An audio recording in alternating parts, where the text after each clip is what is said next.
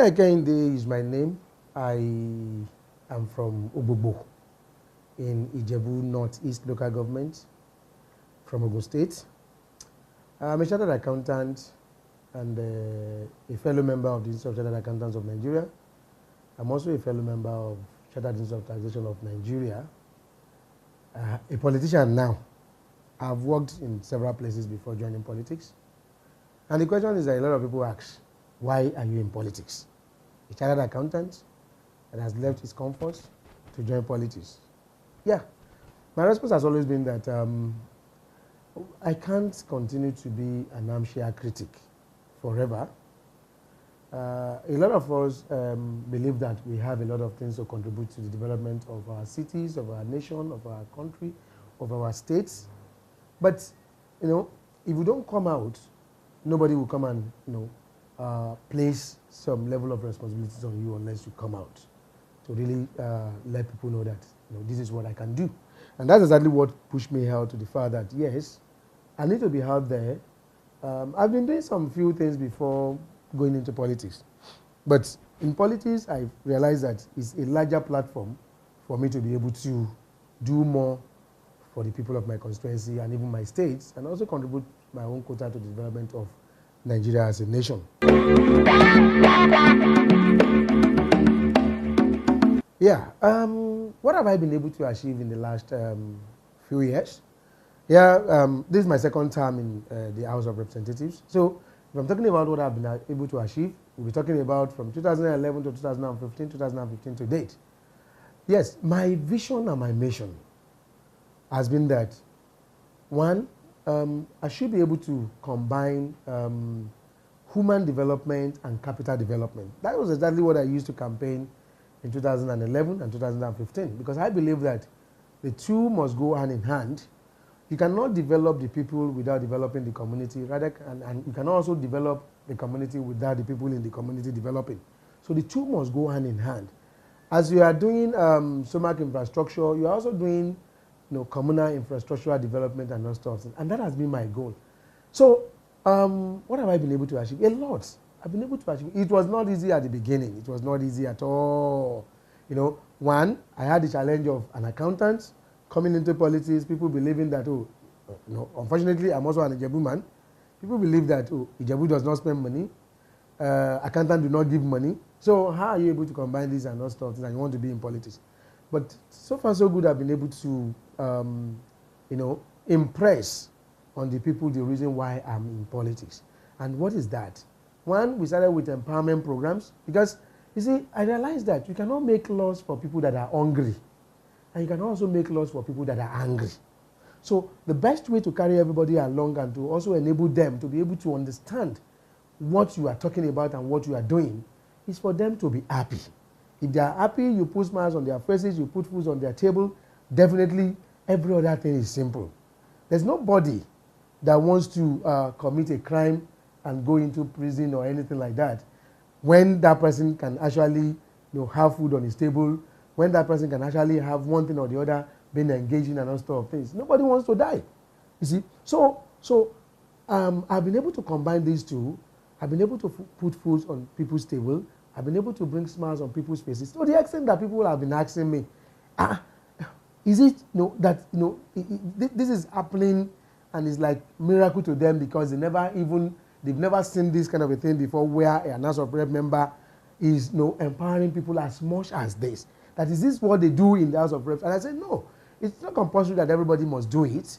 But for people like me that know that, yes, you must make the people of your constituency happy. It is part of governance. When you talk about dividend of democracy, most especially coming from people that are making laws, that are lawmakers. So it is not by making the laws that gives them the dividend of democracy. It is also by putting smiles on their faces, by carrying them along in governance. In the act of governance, you must carry them along. And why I am able to do this is because I had the privilege of living within the people, living with them, living within the community. So I know the people, I know what the people want, I know what the needs of the people are. So it has become so easy for me to understand them. With time, they have also understood me.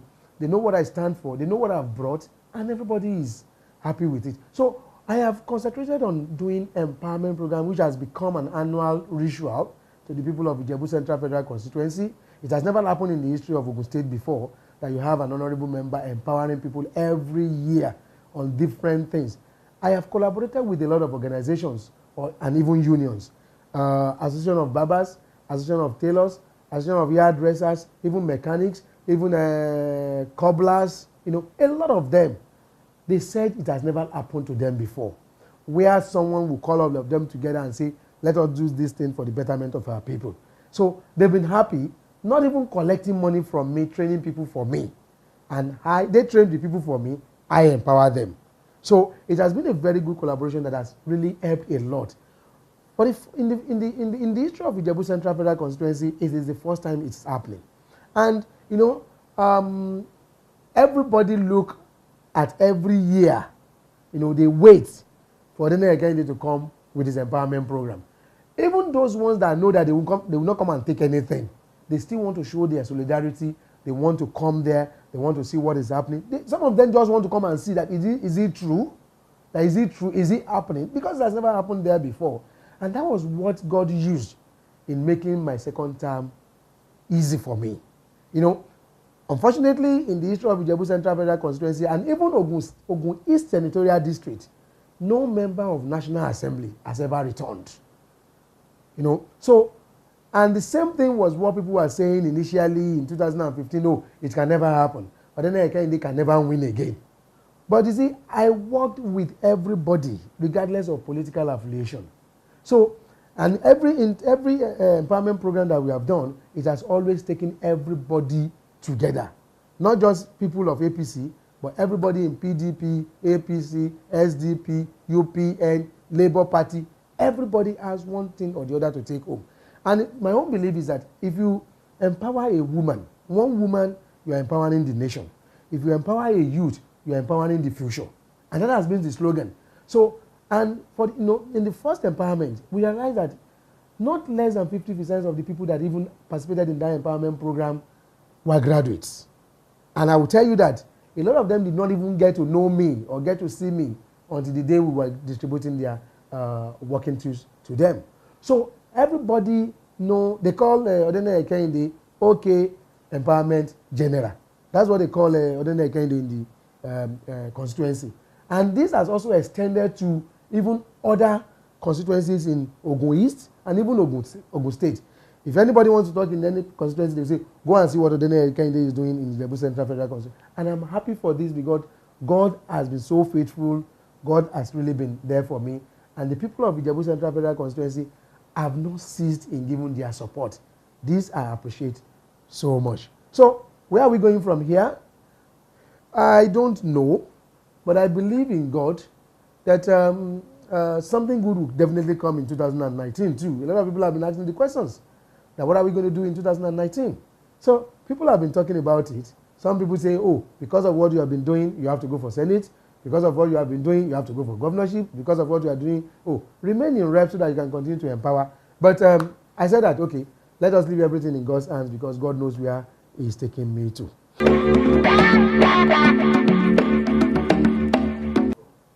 Yeah, a lot of people have been saying a lot of things about where we are concerning recession in Nigeria and all sort of things.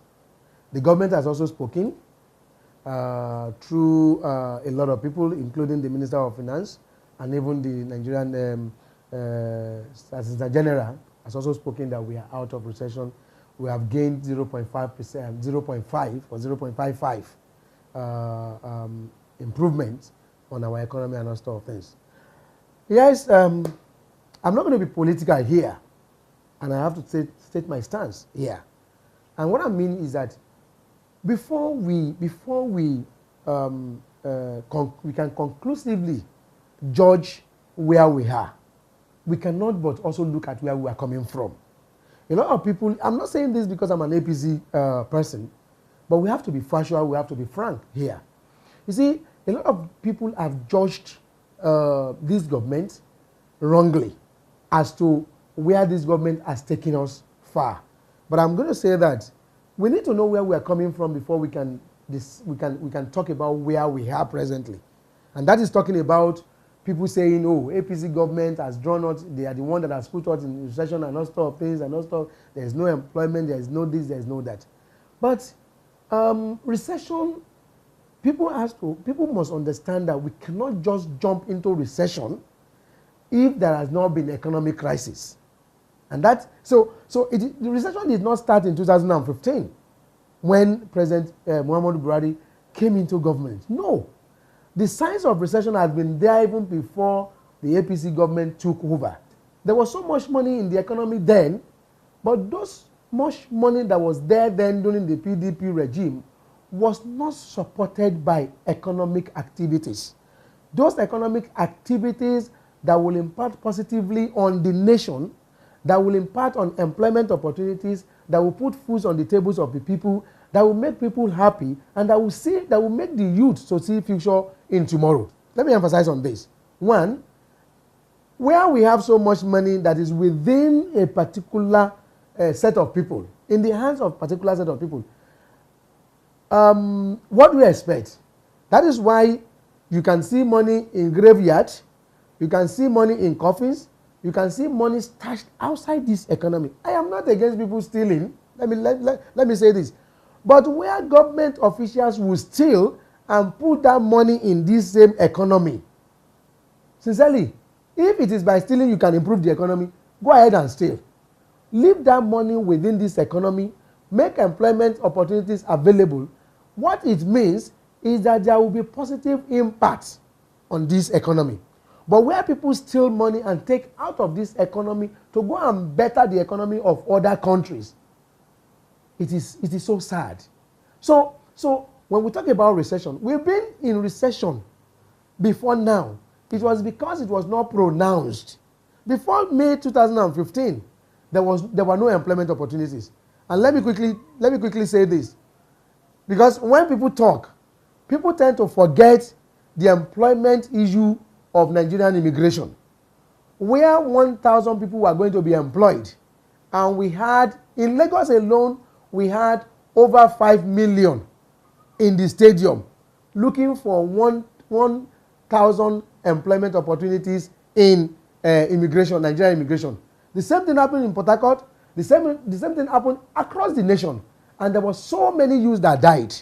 And people are now talking about unemployment from 2015, forgetting what happened in the past. So when we say we are out of recession, because that's now the question that everybody is now talking about, are we actually out of recession?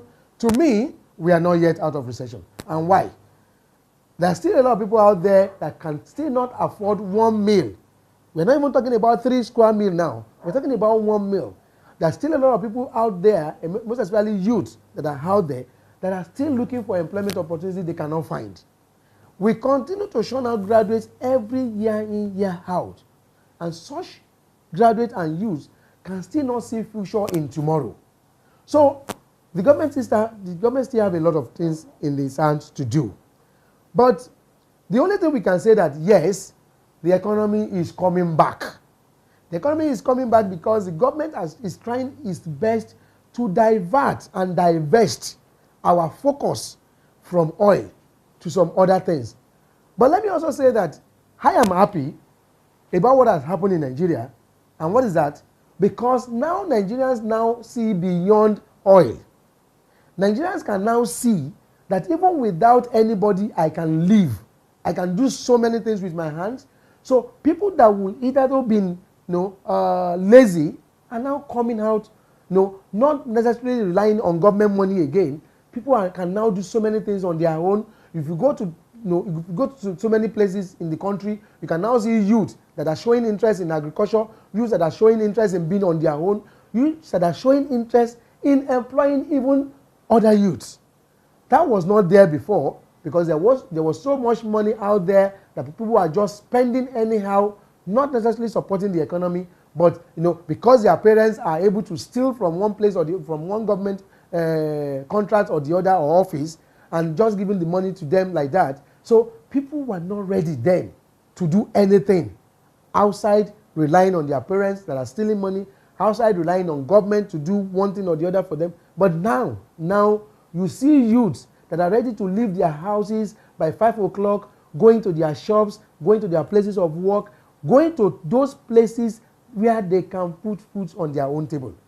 Nigerian youths are now youths that are ready to even be engaged. Nigerian youths are now ready to even employ people. So with all these activities that are going on, with all these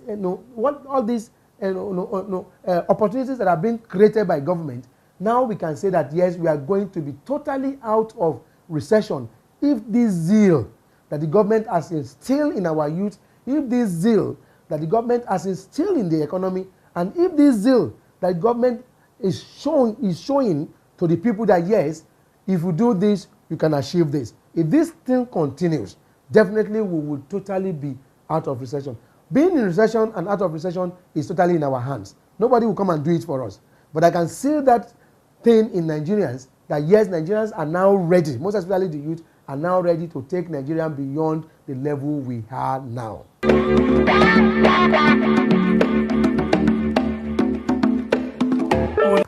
One thing I have enjoyed and I like in this government is the fact that, one, this government has faced the fight against corruption so squarely, and the fight against corruption will bring about good development, will bring about good opportunities.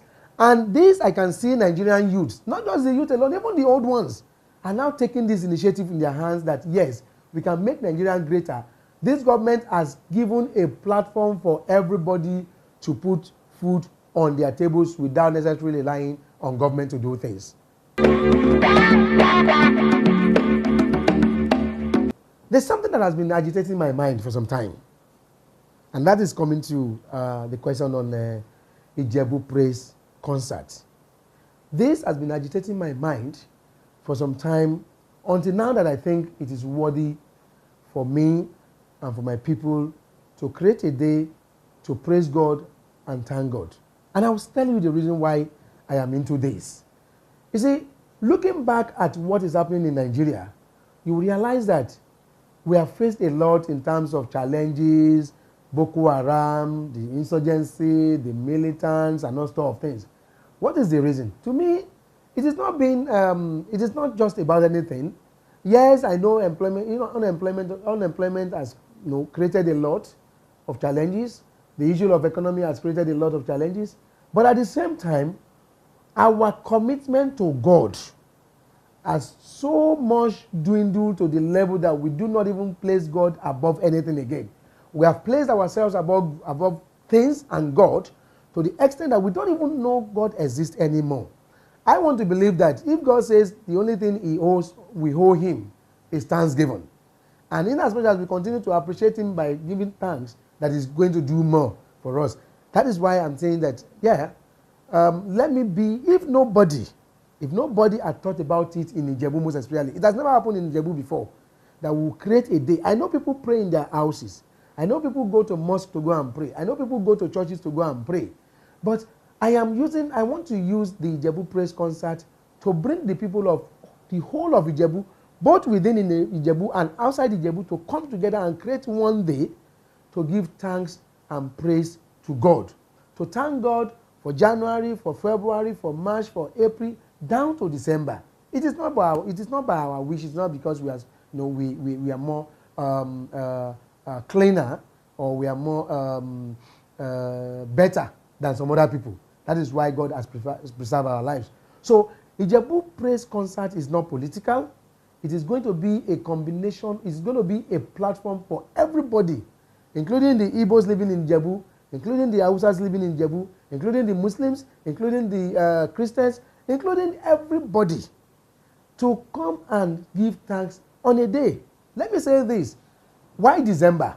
I know that in December, Christians celebrate Christmas Carol.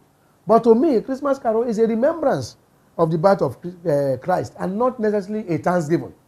So, and if you look at Ijebu too, we celebrate Agemo Festival. We also celebrate Ojudioba Festival every year. So I'm also saying that all these are cultural events. Let us now place God above all of them. So that, Ijebu Praise Concert is going to bring development into economy. It's going to bring about social development. It's going to bring about peace, and it's going to bring about peaceful coexistence amongst everybody that are living in Ijebu. And if that be the case, what it means is that where there is peace, there will not be security issues. Where there is peace, it means that everybody can be forward-looking as to what can we do for the betterment of the people and the society. We can only achieve all this, where there is peace and where there is God reign in such communities. And I'm believing that by the time we do it in Ijebu, when there is peace in Ijebu, there will be peace in Yewa, there will be peace in Egba, there will be peace in the whole of Ogun State, and the people of Lagos State, the people of Osun State, the people of Edo State, the people of the people of Sokoto, the people of Ekiti, everybody will see that yes, there is peace coming into Nigeria. And I can tell you that by the time all of us are able to dedicate our time and our praise to God, definitely God would definitely and surely look into our situation. We are just like the Israelites in the Bible. And even when Israelites, at every point in time they went astray, when they give praise to God, He always one way or the other draw them closer. And that is exactly what we are preaching. So we are preaching peaceful coexistence, we are preaching love, we are preaching development, we are preaching even social and cultural development also.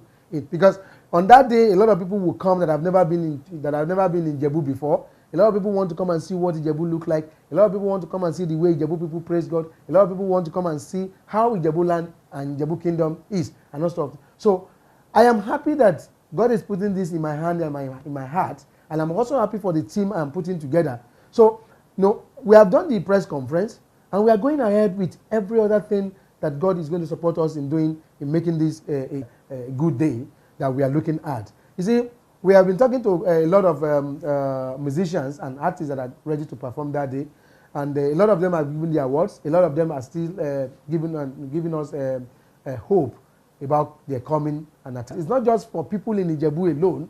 It's also for people that are coming from outside Ijebu.